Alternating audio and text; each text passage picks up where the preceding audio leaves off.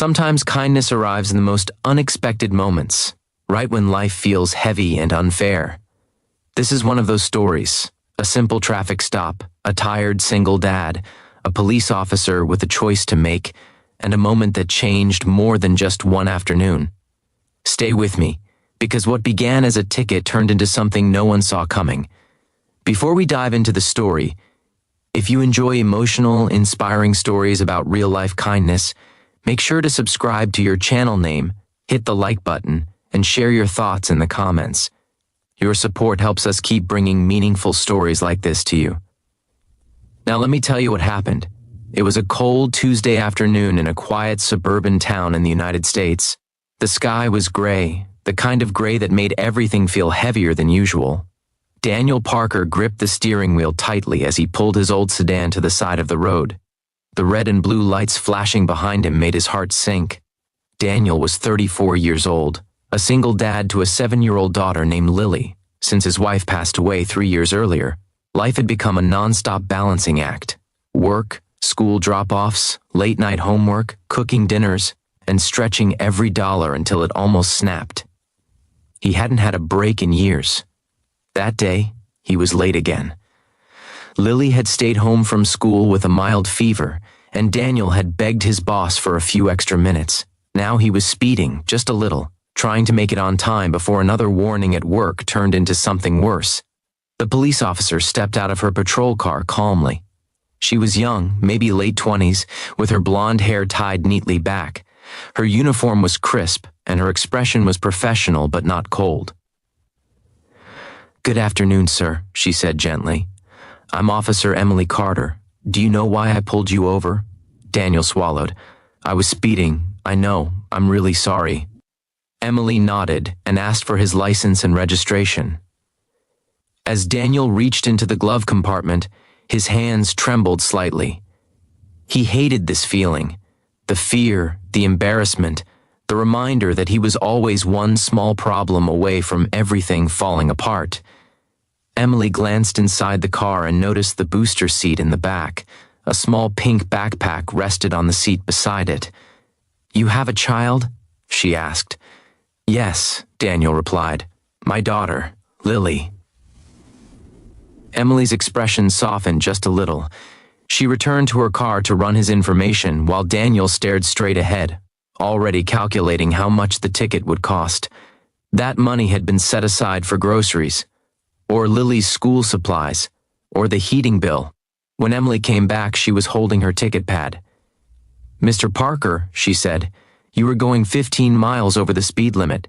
Daniel nodded. "I understand. I wasn't paying attention. That's on me." Emily began writing. The scratching sound of the pen felt louder than it should have. Daniel's chest tightened. "I just want you to know," he added quietly, "I'm not making excuses.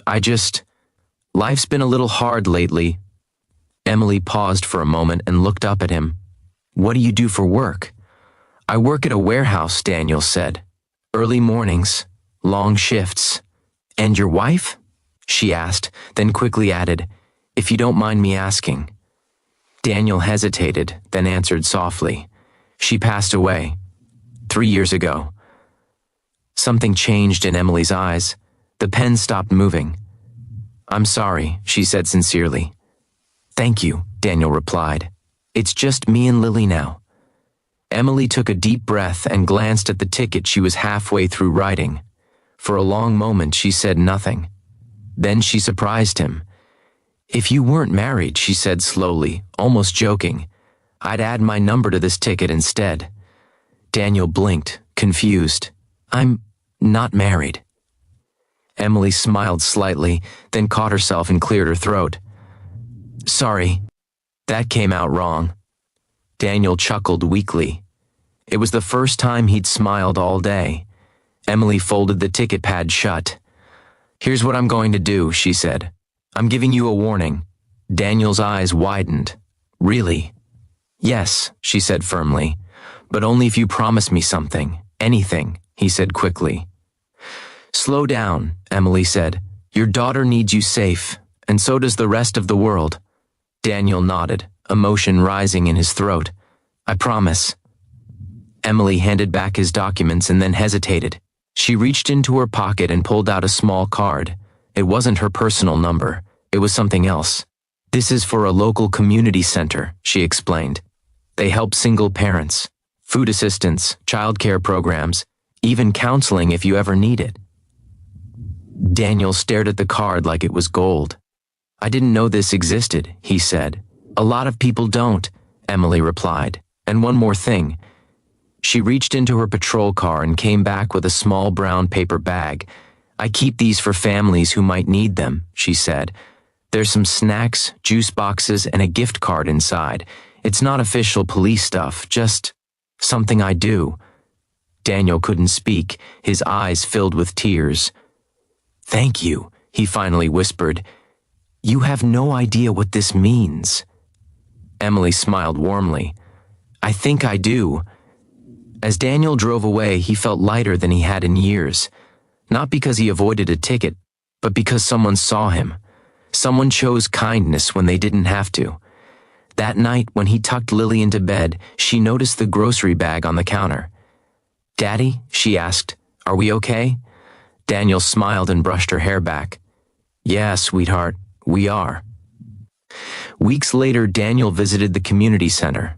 He got help with childcare, met other parents like him, and slowly began rebuilding a sense of hope. Life didn't magically become easy, but it became manageable. And Emily? She never thought much about that traffic stop again. To her, it was just another shift, another choice. But years later, she received a letter at the police station. It was from Daniel. He wrote about Lily, about how she was doing well in school, about how he got promoted at work, about how that one moment of kindness kept him from giving up on a day when he was close to breaking. At the bottom of the letter, he wrote, "Thank you for seeing me as a person, not a problem." Emily sat quietly for a long time after reading it. Kindness doesn't always look big. Sometimes it looks like a warning instead of a ticket, a resource card instead of judgment. A few kind words when someone feels invisible, and sometimes that kindness can change a life. If this story moved you, remember this. You never know what someone is carrying when they cross your path. A small act of kindness could be the reason they keep going. Let's choose compassion, let's choose understanding, and let's spread kindness, one moment at a time.